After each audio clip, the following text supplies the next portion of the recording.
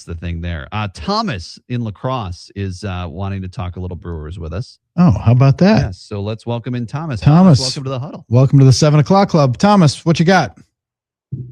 Yes, good morning, guys. What a beautiful start to the morning. To echo off Hunter's point, Culver's truly is one of one.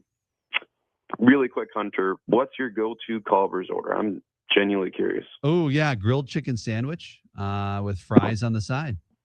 Mm-hmm. Oh, he's health conscious. It is, but it's still one of the best grilled chicken sandwiches, honestly. And you get a little honey mustard on the side, and Threeton's good. Okay, fair. I'm more of a Culver's Deluxe guy myself, but okay. Hey, I won't hate on it. So fair play.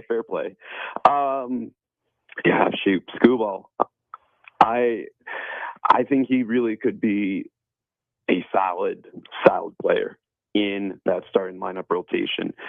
The way, and granted, I've not watched that much Major League Baseball due to working at a ballpark this summer for my summer internship with the lacrosse loggers in the lacrosse team as well. But just what I've heard through the grapevine and through one of my friends here, my good friend Rob from Stoddard too, who is a baseball diehard, Skubal, throw the chips in the bag. We got to make this happen. Shoot, I mean, just looking at his stats,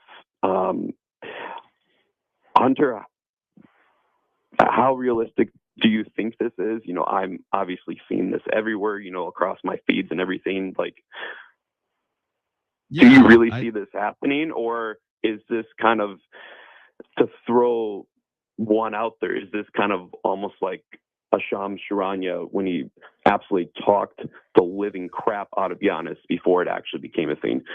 Maybe that's not the best comparison, but hopefully you get the train in the tracks that I'm kind of on. No, I do. I think as far as likelihood, I think it's likely that Skubal ends up in a Brewers uniform? Probably not. However, do I think it's more likely than other years that they go after that type of guy? It seems like it, just because of the smoke to the fire that there is, and so many people talking about it, so many major insiders talking about it. And then, of course, the report from Adam McCalvey of MLB.com and his conversation with Matt Arnold that they're going to be a little more aggressive this year. Combining all of that, considering they went to the NLCS, considering they're coming off 97 wins, and they're already thinking about trying to give more rest. They did it again yesterday, give more rest to that starting rotation. To think about October, if they're thinking about October, Skubal is going to give you a better chance in October to beat the Dodgers. Not that you're going to throw anything out over the next 2 months. The Cubs are hot. The Cubs are a really good team. You got to win the division first, but they're clearly also trying to position themselves to be successful, and more successful than last year in October. And if that's the case, Skubal is going to help that. So I think it's more likely than other years, but do I still think at the end of the day, if I were to guess if he's on the Brewers or not, I would still guess no. Guess no.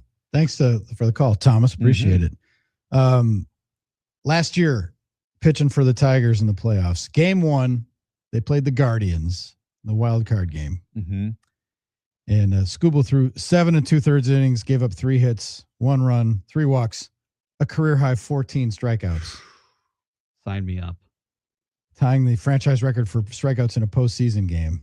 That set a pretty good tone.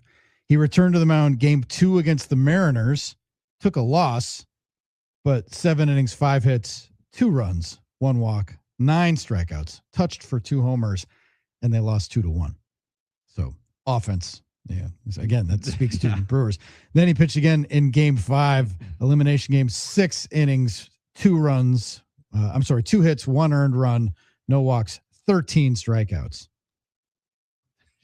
And at one point struck out 7 consecutive batters, which we just saw Miz do. So that's what you're getting. And that's 3 games now. They lost 2 of the 3 games, but it wasn't his fault. No, it wasn't. So, that's pretty good. You add that behind Miz, and my goodness. Wow. So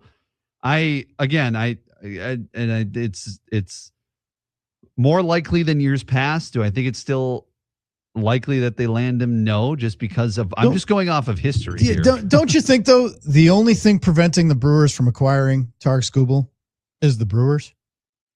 Yes. Oh, because yeah. it's what they're willing to part with. Correct. 100%. And everybody all in. If I remember when the Cubs went and got Aroldis Chapman in their year, and Theo Epstein's like, if not now, when? Mm-hmm. Right? You can make that case with the Brewers. If not now, when?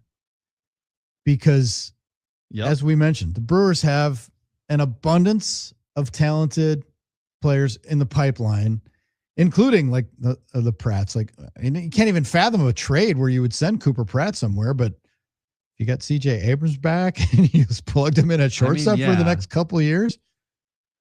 I mean, because you got Made coming up, and like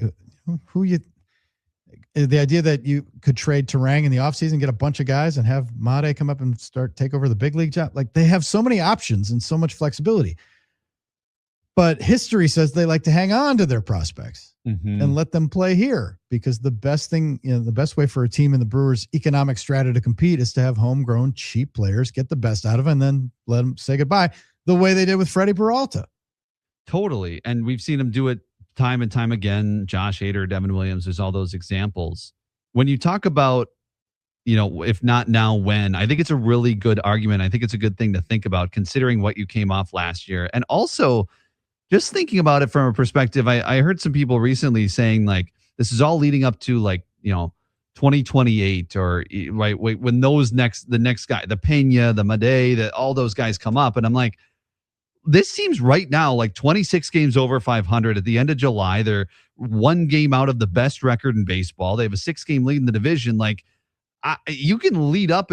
Who knows what years to come? Who knows what you'll be like at the end of July? You could be at 500. You could be worse than you think you're going to be, like the Tigers are this year. And then you're having a completely different conversation. And I just think, if you don't make a significant move this year, you may regret it a couple years down the road. And I think, considering this would be their 4th straight division title, I mean, this is kind of, you can say, oh, it's all leading up to a couple years from now. I think it's kind of almost led up to this point. And now you brought your core back, especially offensively, from a team that got to the NLCS and had the best record in ball last year.